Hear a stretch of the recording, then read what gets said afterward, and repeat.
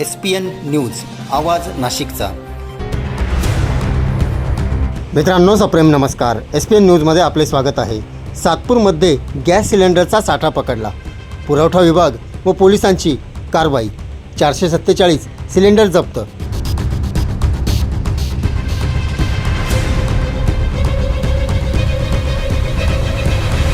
सविस्तर वृत्त असे। सातपूर परिसरातील नाईस कार्यालयासमोर बंद पडलेल्या वाहनातून सोमवारी घरगुती तसेच व्यावसायिक गॅस सिलेंडरचा मोठा साठा जप्त करण्यात आला आहे। जिल्हा पुरवठा विभाग आणि पोलिसांनी केलेल्या संयुक्त कारवाईत 158 भरलेली तसेच 289 रिकामी सिलेंडर जप्त करण्यात आली आहे। जप्त सिलेंडरचा काळा बाजार सुरू असल्याची माहिती जिल्हा पुरवठा विभागाकडून देण्यात आली होती। या प्रकरणी एका गॅस वितरक एजन्सीवर रात्री उशिरापर्यंत गुन्हा दाखल करण्याचे काम सुरू होते। मध्य पूर्व देशातील युद्धामुळे गॅस सिलेंडरच्या वितरणावर सरकारने मर्यादा घातल्या आहेत। अशा परिस्थितीत नाईस कार्यालयासमोर बंद पडलेल्या वाहनातून गॅस सिलेंडरचा काळा बाजार सुरू आहे, अशी माहिती पुरवठा विभागाच्या अधिकाऱ्यांना मिळाली।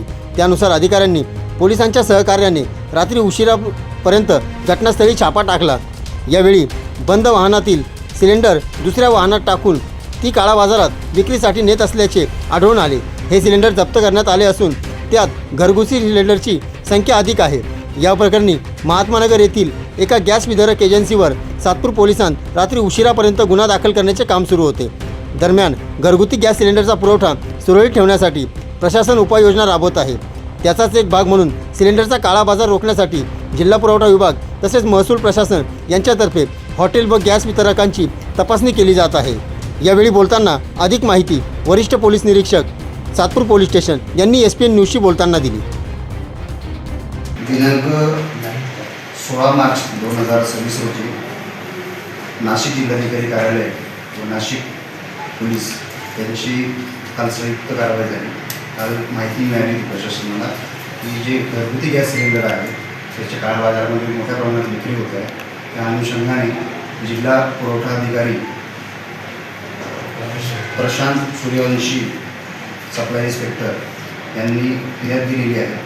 त्याप्रमाणे पोलीस स्वतः घटनास्थळी पोहोचले आणि त्यांनी जागेवरून एकूण 168 भरलेले सिलेंडर SPCL कंपनीचे, BPCL कंपनीचे आणि 300 सिलेंडर खाली टाके असलेले व 7 वाहने जप्त केलेले आहेत। नेमकं काय सुरू होतं? त्यामधून घरगुती गॅस सिलेंडर जे होते एका वाहनातून दुसऱ्या वाहनामध्ये भरण्याचा प्रकार सुरू होता आणि त्याच्यामध्ये ही रेड केली गेलेली आहे आणि तिथे जे आरोपी होते 7 आरोपी त्यांना पोलिसांनी ताब्यात घेतलेले आहे। कारवाई सुरू आहे। म्हणजे हे जे सिलेंडर जप्त केले हे नियमानुसार देण्यासाठी वापरले जात होते की बाहेर विकले जाणार होते? नेमकं काय पुण्याची मोडस काय?